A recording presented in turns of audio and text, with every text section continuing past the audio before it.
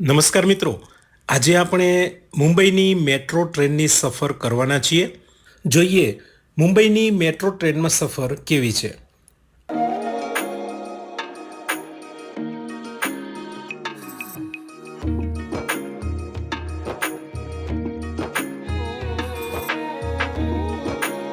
આપણે આકુર્લી metro station પર આવી ગયા છીએ. મેટ્રો સ્ટેશનને આપણે સ્વચ્છતામાં 100માંથી 100 ગુણ આપી શકીએ એટલી સ્વચ્છતા અહીંયા જોવા મળશે. સૌથી પહેલાં ટિકિટ બારી પરથી ટિકિટ લેવાની હોય છે.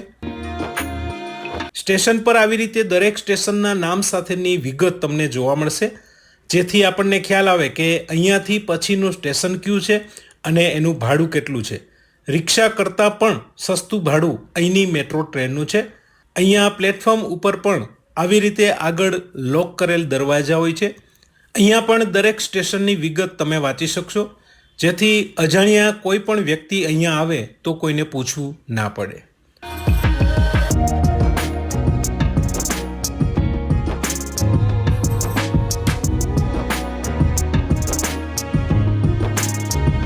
તો હવે આપણી મેટ્રો ટ્રેન આવી ગઈ છે.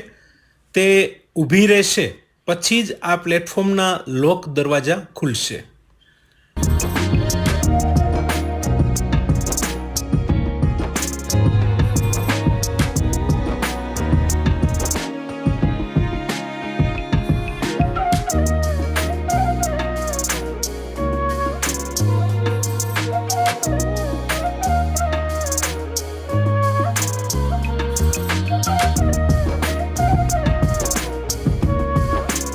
તો હવે આયુષભાઈએ જગ્યા લઈ લીધી છે. તમે જોઈ શકો છો કે ટ્રેનમાં કોઈ ટ્રાફિક નથી, એકદમ કમ્ફર્ટેબલ મુસાફરી છે.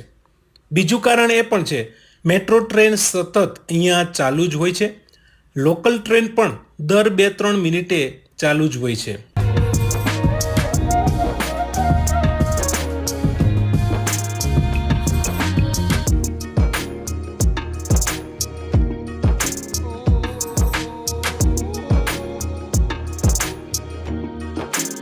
ટ્રેનમાં અંદર પણ આવી રીતે સ્ટેશનમાં લાઇટ બ્લિંક થતી રહેશે, જેથી ખ્યાલ આવે કે અત્યારે આપણે કયા સ્ટેશન ઉપર પહોંચ્યા છીએ અને હવે પછીનું સ્ટેશન કયું છે. બારીમાંથી આપણે સાઇટ સીનનો નજારો જોઈ શકીએ છીએ.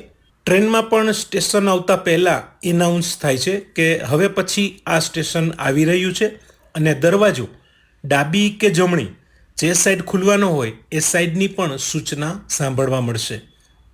ટ્રેનમાં મુસાફરી દરમિયાન બીજો કોઈ ઘોંઘાટ તમને સાંભળવા નહીં મળે. એકદમ સાયલેન્ટ વાતાવરણ છે. કે ટિકિટ સાચવીને રાખવાની છે. બહાર નીકળતી વખતે પણ આ ટિકિટની જરૂર પડશે.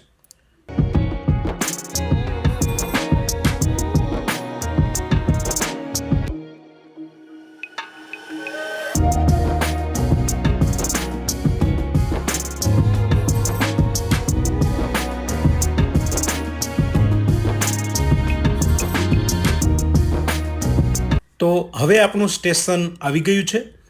મુંબઈમાં ઘણી બધી મેટ્રો લાઇન છે, જેનો અનુભવ તમે લઈ શકો છો. અંડરગ્રાઉન્ડ મેટ્રો પણ છે. આપણે જે મુસાફરી કરી છે એ બ્રિજ ઉપરની મેટ્રોમાં સફર કરી છે. ફરી ક્યારેક અંડરગ્રાઉન્ડ મેટ્રોની પણ સફર કરીશું.